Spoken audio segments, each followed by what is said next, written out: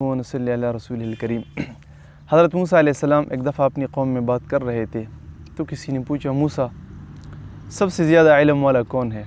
حضرت موسیٰ علیہ السلام نے کہا کہ ظاہری اعتبار سے دیکھ کر کہا کہ سب سے زیادہ علم والا تو میں ہوں، اور ان کی بات ٹھیک بھی تھی کہ ان کے علم میں ان سے زیادہ علم والا کوئی نہیں تھا، کیونکہ اللہ کے پیغمبر تھے۔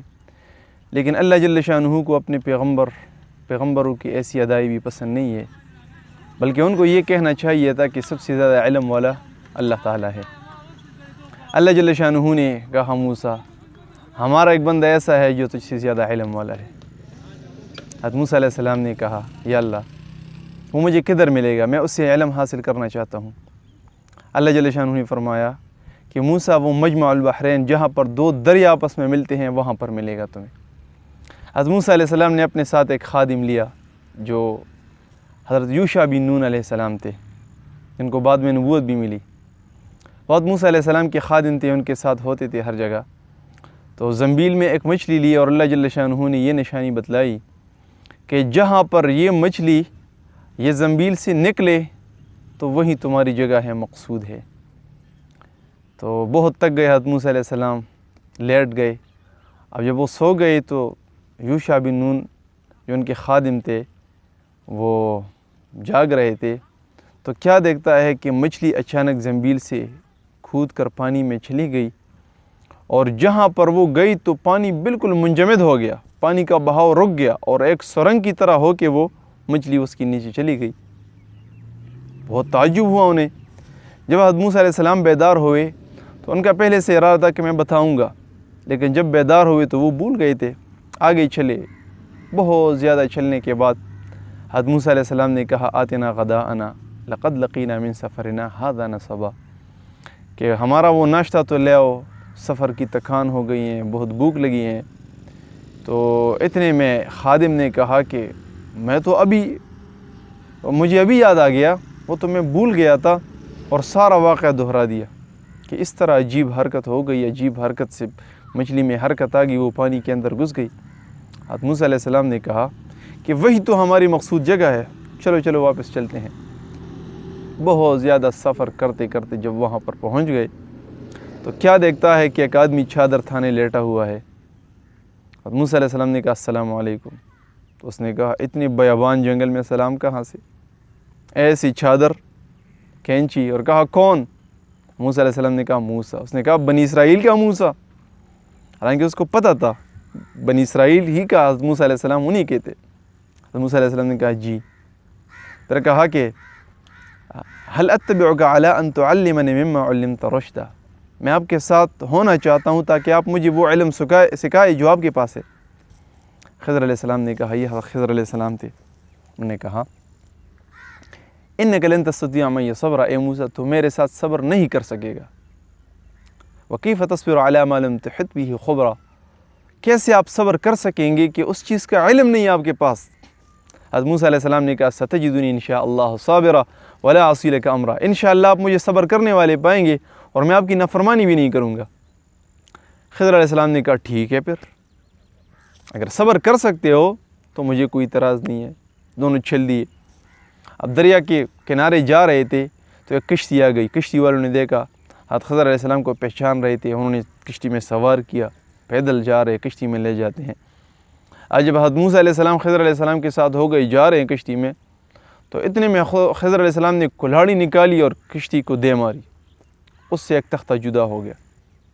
موسیٰ علیہ السلام نے کہا، لقد جئت شیئا امرا، آپ نے بہت عجیب کام کیا، انہوں نے پیسے ہی نہیں لی، انہوں نے سوار کیا، آپ نے یہ کام کیا۔ خضر علیہ السلام نے جواب نہیں دیا، فوراً کہا کہ میں نے نہیں کہا تھا کہ تو میرے ساتھ صبر نہیں کر سکے گا۔ موسیٰ علیہ السلام نے کہا، معافی چاہتا ہوں، اس کے بعد میں کچھ نہیں بولوں گا، خاموش رہوں گا۔ دریا پار کر کے آگے نکل پڑے تو کیا دیکھتا ہے کہ ایک بچہ باقی بچوں کے ساتھ کھیل رہا ہے۔ تو خضر علیہ السلام نے جا کر اس کی گردن ایسی مروڑ دی، اس کو مار دیا۔ موسیٰ علیہ السلام سے صبر نہ ہو سکا، اس نے کہا، لقد جئت شیئا نکرا، بڑے گناہ کا کام کیا ہے، ایک بے گناہ انسان کو مار دیا۔ حضرت خضر علیہ السلام نے کہا، الم اقل لک انک لن تستطیع معی صبرا، اے موسیٰ کیا میں نے تجھے نہیں کہا تھا کہ تو میرے ساتھ صبر نہیں کر سکے گا؟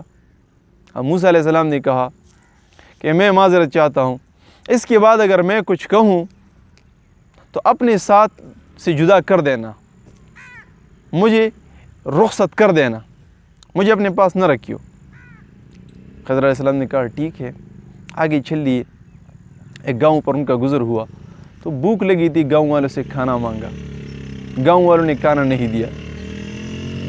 تو کیا دیکھتے ہیں کہ ایک دیوار تھی، وہ ٹھیڑی تھی اور وہ گر رہی تھی، گرنے کے قریب تھی۔ خضر علیہ السلام نے یوں کر کے اس کو سیدھا کر دیا۔ حضرت موسیٰ علیہ السلام نے کہا آپ عجیب آدمی ہے، وہ کھانا نہیں دے رہے، آپ دیواریں سیدھی کر رہے ہیں۔ لو شئت لاتخذت علیہ اجرا، اگر آپ چاہتے تو اس پر مزدوری لے لیتے، کچھ کھاتے اس سے۔ خضر علیہ السلام نے کہا ھذا فراق بینی و بینک، یہ میری اور تیری درمیان جدائی ہے، تو نے خود کہا تھا اس کے بعد کچھ بولوں تو جدا کر دینا، یہ جدائی ہے، فراق بینی و بینک۔ اور پھر فرمایا کہ سأنبئک بتأویل ما لم تستطع علیہ صبرا، میں وہ باتیں بتاؤں گا جس پر تو صبر نہیں کر سکا۔ جس کشتی میں ہم سوار ہو گئے وہ مسکین لوگ تھے، ان کی کشتی تھی، اور اس پار ایک ظالم بادشاہ تھا جو ہر کشتی کو غصب کر لیتا تھا۔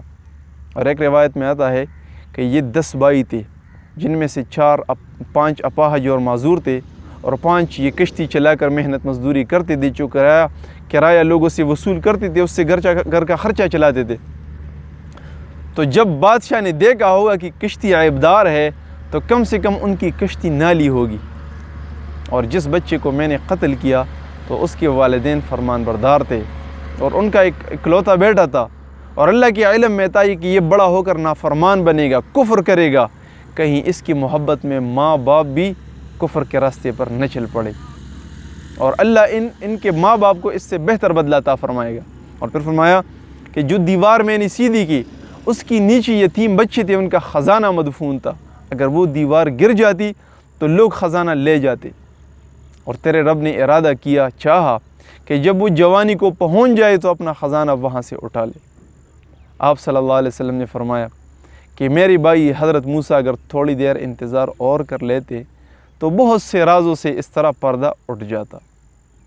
یہ ہے اللہ جل شانہ کے غیبی چیزوں میں، تمام امور میں وہ غیبی حکمتیں جو ہمیں معلوم نہیں ہوتی۔ اللہ تعالی ہم سب کو عمل کرنے کی توفیق نصیب فرمائے۔ وآخر دعوانا ان الحمد للہ رب العالمین۔